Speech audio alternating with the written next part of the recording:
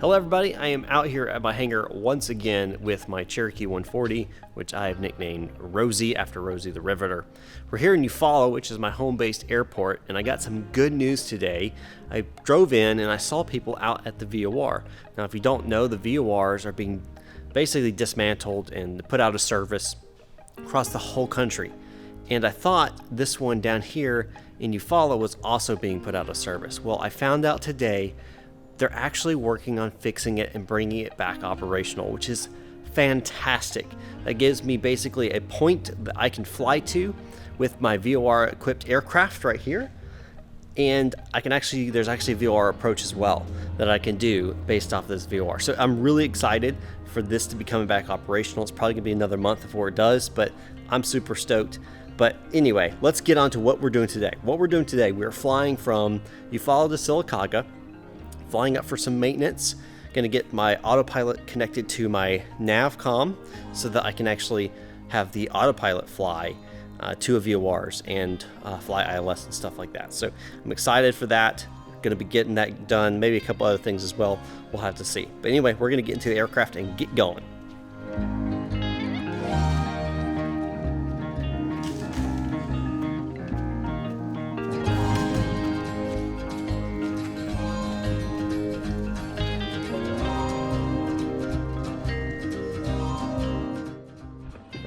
All right. Geez, that was complex. My card that I had in this camera right here is having a slow write speed message, and I think I know why. So gonna have to get some new SD cards, but that's okay. That's okay. Pop visually clear. That's coming on, beacons on. Brakes full in. Pop visually clear again. Clear. Come on, baby.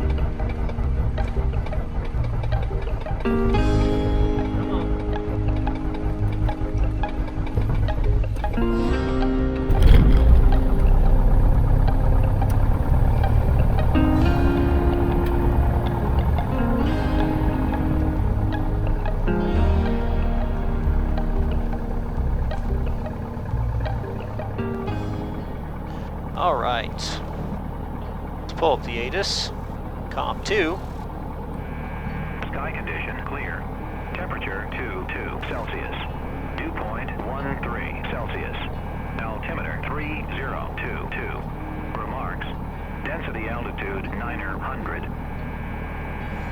Eufaula Municipal Airport, Eufaula, Alabama.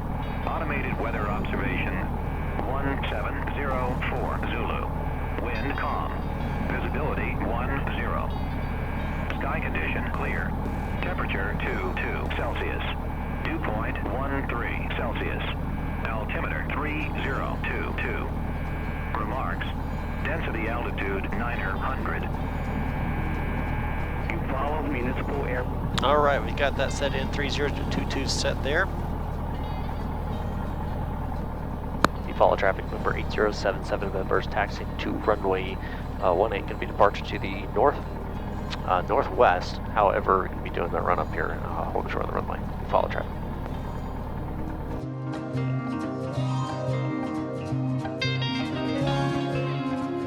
Yeah, I don't know if you can see, but that's the VOR they're working on. Apparently it's doing mainly cosmetic right now, but they're going to have parts coming in to actually do the actual work on later. So, all right, brakes set, full in, fuel, proper tank, right tank is set, trim should be neutral, it is neutral. Flight controls, left is up, right is down, right is up, left is down, up and down, pre and correct. I didn't go full. Let me do full here. There we go. Alright. Make sure it should be in and locked. It is. Instruments Get in check. Looks good. Primer interlock 200 RPM, or 2000 RPMs, here we go.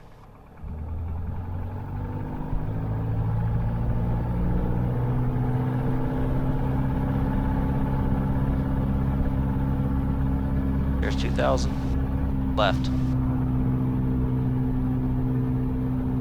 100 drop, back to both.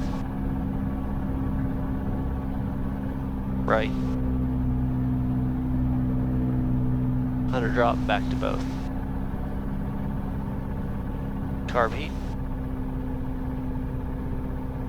50. Off. Suction's 5.2, 5.3. Landing lights coming on.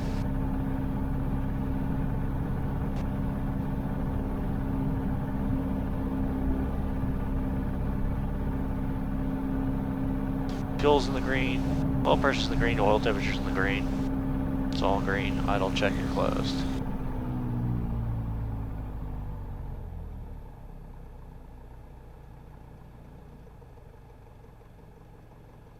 Alright, friction looks good, flaps 0, mixture best power.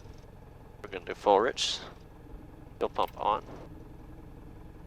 Doors are locked, loaded, heading bug. Already set. We're going to be on a course of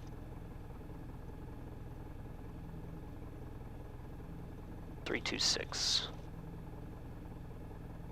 Right there.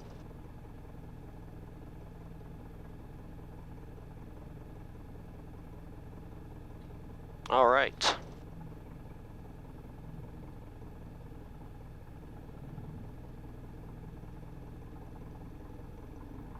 You follow traffic, November 8077 members, back taxiing runway 36, and be departure to the northwest. You follow traffic.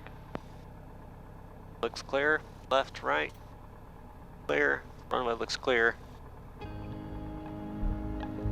No one on approach ends.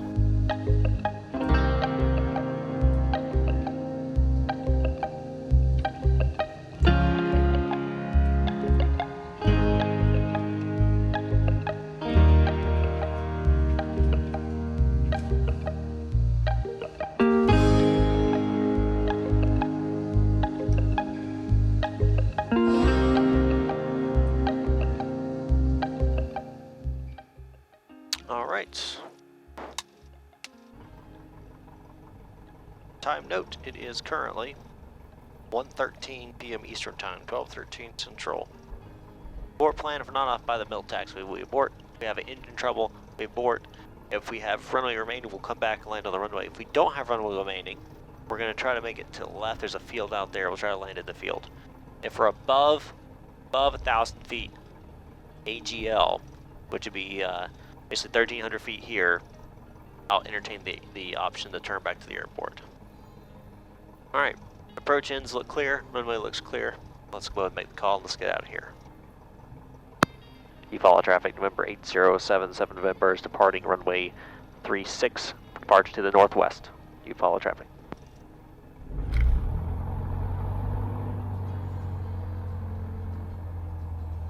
Use every bit of runway I can.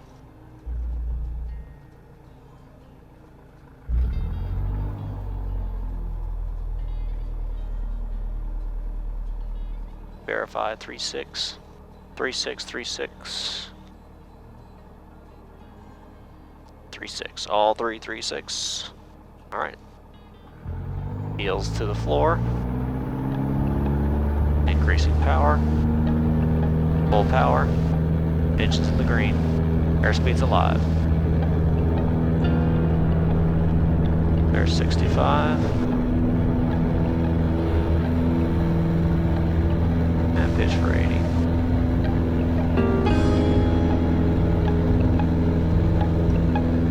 Or 85, I should say.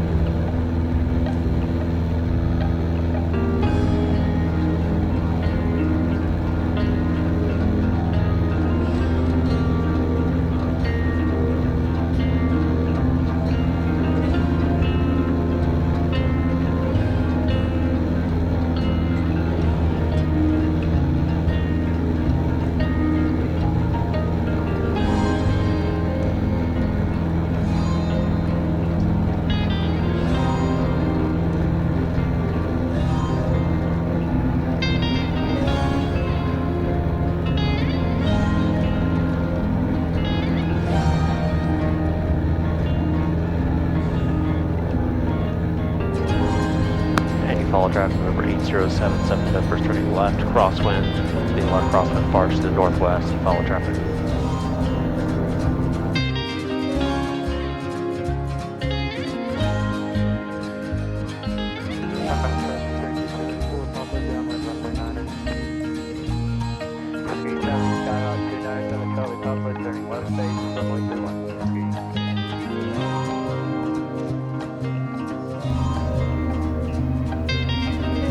So what I'm doing basically this trip, this guy right here, my OBS, or OBI I should say, the omnidirectional bearing indicator,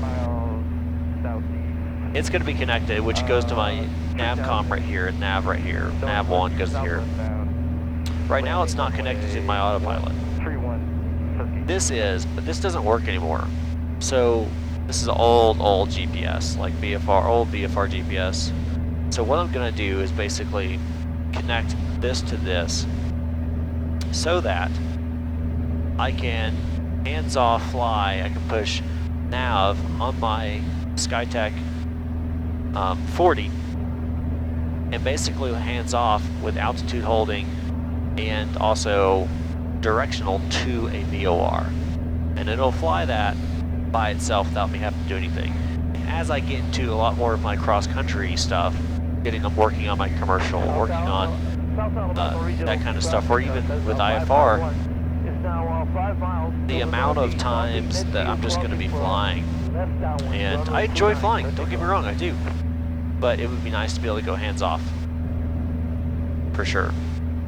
Now we're going to check outside temperature. We are at about 10.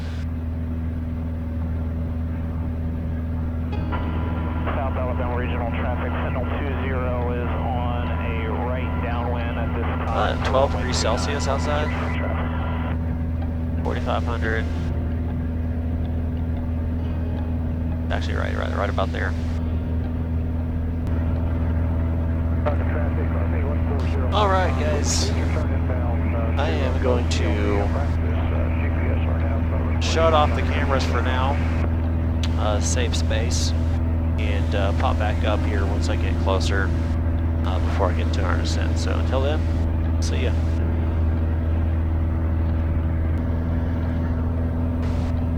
Alright guys, we are about 14 minutes from the field. About 4 minutes till we start a descent. Aiming for about 500 feet per minute. We do have one aircraft kind of in the area, but let's go ahead and reduce throttle just a teeny bit. And we're going to go in here and pull our ATIS. Let's go and tune that and flip it. Altimeter 3024. Alright, 24. Set that. Sylacauga Municipal Airport. Automated weather observation 18080 Zulu. Weather, wind 030 at 5, visibility 10,000, scattered temperature 19 Celsius, dew point 8, altimeter 3024. Alrighty. Wind is currently 030 at 5. That would make it seem we need to do a runway 9er, which is perfectly okay. 27 is the one that would make it the easiest for this direction, but we'll do 9er. What this means is I'm going to hold off my descent just a little bit longer. We're going to pass over Sylacauga 1,000 feet above the field, or 1,000 feet above the pattern altitude, over the midfield, and we're going to make a teardrop into the left downwind. So that'll be done. The field elevation is just shy of 1,600 feet. So 2,600 feet will be a good altitude to aim for. Pass over the field. Then we'll make a teardrop, right teardrop. So it goes like this. Here's the runway. We'll come in, teardrop into the left downwind. Runway's here, downwind, and then come in and land. Traffic, Sky 85A, X-ray Juliet, inbound to northeast, southwest bound.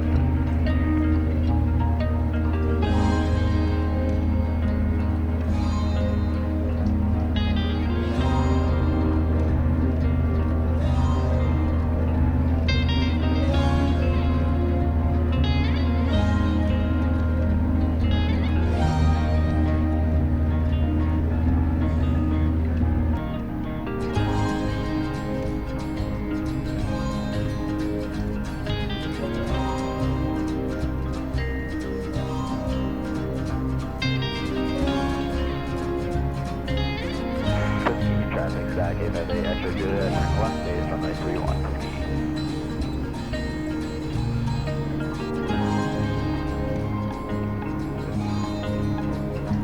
Oh, bumpy.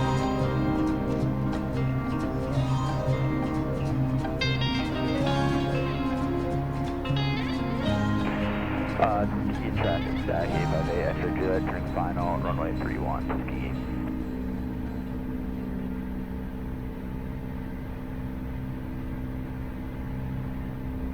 Silicaca traffic, November 8077, members crossing over midfield at 2,600, going to entering a right teardrop for the left downwind, runway 09er, Silicaca traffic.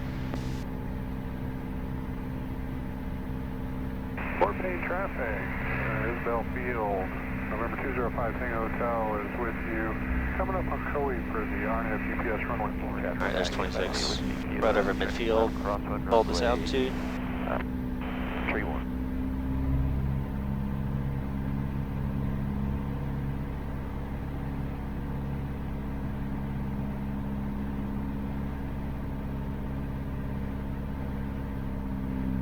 Traffic Skyhawk 858 Alpha. Alright, start descending again. Base, runway 31 G.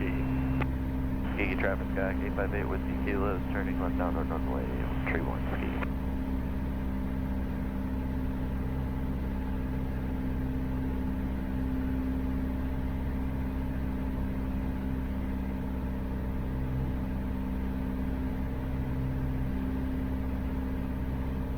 Wait for 1.5 miles from the airport, and then we'll make a right teardrop. Tuskegee traffic, Skyhawk 858, extra Juliet, going around runway 31, Tuskegee. Tuskegee traffic, Skyhawk 858, Alpha uniform, turning final runway 31, Tuskegee.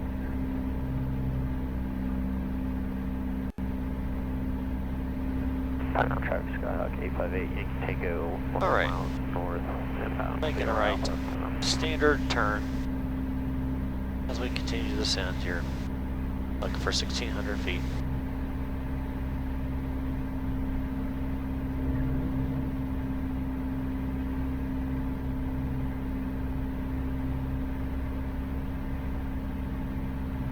Fort Payne traffic, Isabel Field, November 205 Tango Hotel on the RNAV GPS runway 4.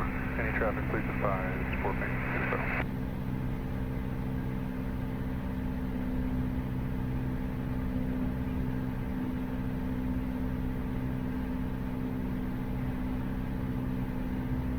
Right 31, Tuskegee. Traffic Sky 858 with Turn a little bit faster here. Cool. Because now the wind's blowing me towards the airport.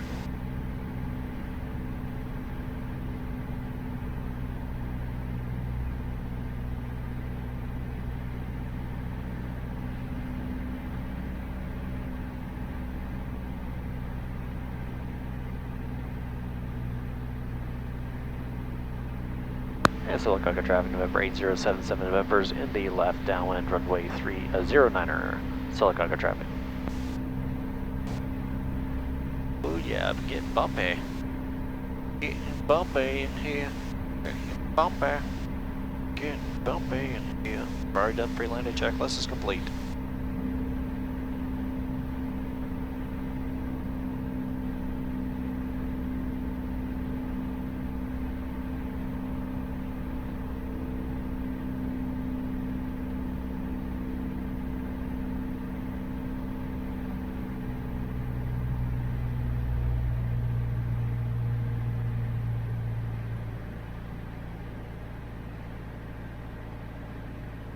Get that first notch of flaps in.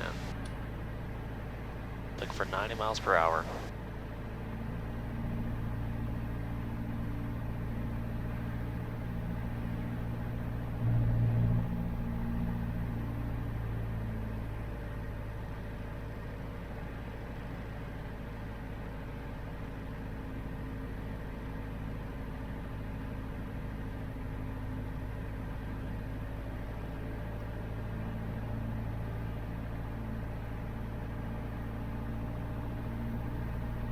Silicaca traffic, November 8077 members turning left base runway 09er, Silicaca.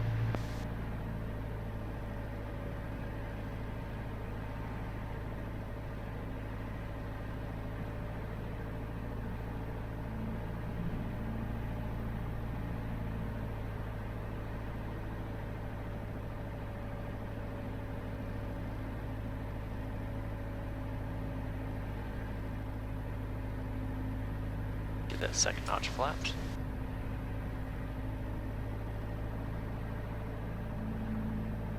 Silicaca traffic, November 8077 November's turning final runway 09er Silicaca.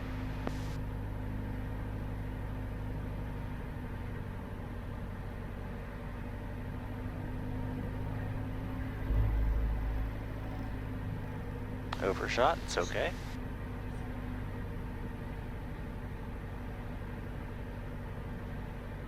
Let me get that final notch of flaps hit.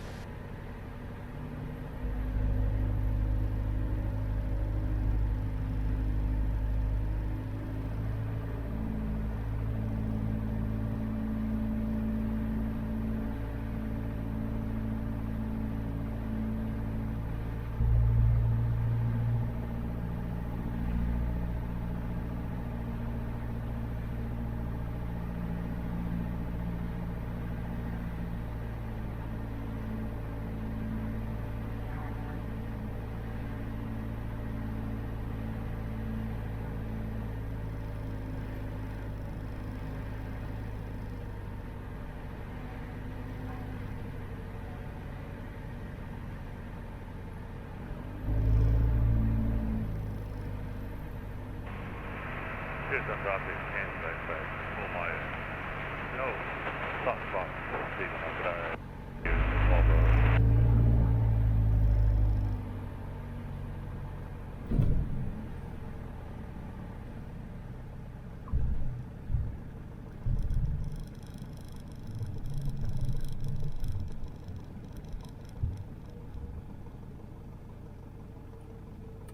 Flaps down.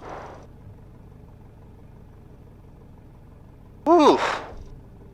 That was gusty. I started getting a tailwind gust. I don't know if you guys noticed that. Wasn't an awful touchdown though. So that's good. I mean, it wasn't the best, but it also wasn't the worst. So I'm happy with that. I mean, yeah, I could work on it some more, but I mean, it's weird. The windsocks, I mean, showing a little bit of a gust, but nothing like I was feeling. Up there at that end, it was pretty bad. Anyway, guys, so now we're here. So you guys are going to see some footage as we're actually here, but I'm going to close it up here in the cockpit. Thanks for joining me here at the cockpit, and be sure to continue watching, or part 2. I'm not sure if I'm going to split it yet. And we'll get inside the cockpit, or get inside the hangar here.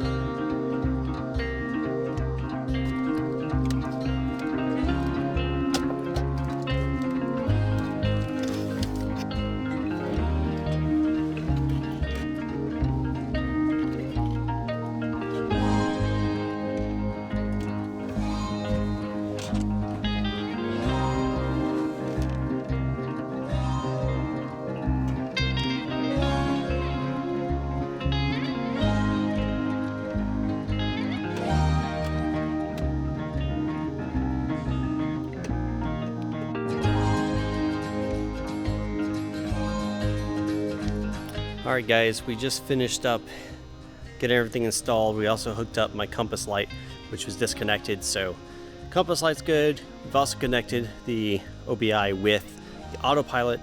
We've got to test it, and I got to fly back home. Probably won't have the flight back home because it's going to be dark. Night flights aren't the best for the cameras, so but I'll definitely let you guys know at the end of this if it worked or not. So here goes nothing.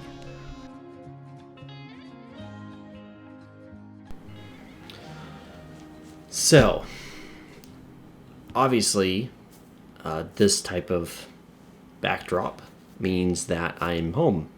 Well, it's actually November 14th, and it's been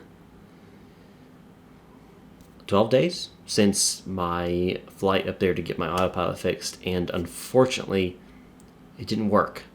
But it wasn't the autopilot and the connection that we made. It took a bit of troubleshooting and communications with my A&P. I did fly back that night, got back to my hangar, and about 4 or 5 days later, I went back out to my hangar, and we had a hypothesis. We believed the horizontal servo wasn't working correctly. That's the roll servo. So I went in there, opened up my back seat. Underneath there's where this actual roll servo sits. And I had my A&P on the phone, and I talked to him. And I was like, hey, I took pictures, showed him video. I was like, this is where it is. This is what it looks like. He said, sure, yeah, okay, go ahead and remove it. There's 4 bolts. Remove the 4 bolts, and you'll be fine. So I removed the 4 bolts, pulled the servo off, opened up the servo, and discovered through a voltmeter, again, the whole time on the phone with my A&P, and found out that the engine itself, the motor, so inside the servo there's a motor. The motor was not functioning, which was kind of my worst nightmare because, well, not my worst nightmare. My worst nightmare would have been the actual computer component of my autopilot was malfunctioning. This is my second worst nightmare. To repair it would have been over $600. And that's a minor repair. For a replacement of an actual engine, like the motor itself, that would probably be more around $1,200. For a complete overhaul, it was $1,800. And I could find some used ones available for roughly $1,200 as well. So I was looking at a pretty hefty expense to get the autopilot functioning on the roll side. So further testing and some communications with some electrical engineer folks, and they said it was probably the brushes in the actual motor itself, and the brushes probably either worn out or there's a lot of gunk in there over time that wears down on the inside of the engine, and almost carbon buildup on an electrical component in there, and if that was cleaned, it might function. So again, talking with my A&P and with this electrical engineer, I opened up the top of the motor, and it was just 2 screws, pulled it right off, saw the brushes, and he was right. The copper core was completely coated with carbon. So I took some rubbing alcohol and some elbow grease and rubbed it down really well. And before I did that, I checked the ohms reading. And ohms reading basically is how well this piece of metal is passing electricity. Here's a resistance level.